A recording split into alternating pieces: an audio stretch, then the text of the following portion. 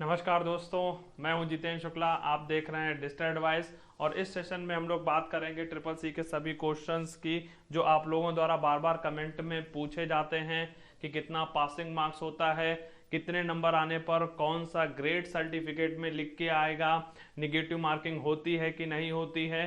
तो आपके सारे प्रश्नों का उत्तर इस सेशन में आपको मिल जाएगा। तो जल्दी से सेशन को लाइक कर दीजिएगा। साथ ही साथ जिन लोगों ने अभी तक चैनल को सब्सक्राइब नहीं किया, सब्सक्राइब कर लीजिएगा, जिससे आपको ट्रिपल सी से रिलेटेड जो भी लेटेस्ट अपडेट आएगी, examination date, admit card, result, certificate, जो भी अपडेट आएगा वो अपडेट आपको मिलता रहेगा। साथ ही साथ डिजिटल एडवाइस बहुत ही जल्द लेटेस्ट कोर्सेज लॉन्च करेगा, तो उन कोर्सेज की भी जानकारी आपको मिलती रहेगी। साथ ही साथ जो ट्रिपल सी की क्लासेस चलती हैं उनकी जानकारी भी आपको मिलती रहेगी। तो चलिए स्टार्ट करते हैं सेशन और देखते हैं क्वेश्चन नंबर फर्स्ट आपका क्या है। ट्रिपल सी में निगेटिव मार्किंग होती है कि नहीं? तो बिल्कुल आप समझ लीजिए नहीं होती है। किसी भी प्रकार की कोई निगेटिव मार्किंग नहीं है, इसलिए आपको पेपर में पूरे के पूरे क्वेश्चन करके आने हैं, एक भी क्वेश्चन आपको छोड़ना नहीं है। अगला क्वेश्चन, ट्रिपल सी के पेपर में कितने प्रश्न आते हैं? तो बिल्कुल ध्यान रखिएगा, 100 प्रश्न आते हैं। कितने प्रश्न आते हैं? 100 क्वेश्चंस आते हैं। ऑनलाइन आपका पेपर होता है और ऑब्जेक्टिव टाइप के प्रश्न आते हैं। ऑब्जेक्टिव का मतलब एमसीक्यू, टिक मार्क वाले, और ट्रू फॉल्स, सत्य सत्य। ठीक है, दो ही प्रकार के प्रश्न वहां पर आपको मिलेंगे। नेक्स्ट क्वेश्चन नंबर थर्ड की बात करते हैं। ट्रिपल सी पेपर में कितना समय मिलता है? तो बिल्कुल ध्यान रखिएगा, 100 क्वेश्चंस आपको अटेम्प्ट करने के लिए 90 मिनट का टाइम मिलता है। 90 मिनट का आपको क्या मिलता है? टाइम मिलता है। ठीक है, साथ ही साथ हर एक क्वेश्चन जो आपकी स्क्रीन पर आएगा वो 30 सेकंड तक रहेगा।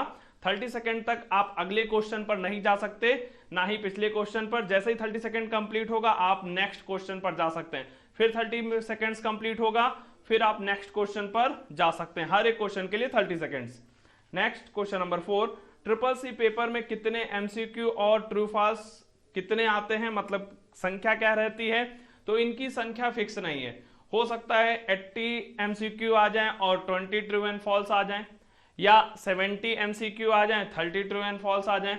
लेकिन बस आप इतना मान के चलिए, ट्रू एंड फॉल्स कम रहेंगे और एमसीक्यू आपके पेपर में ज्यादा रहने वाले हैं।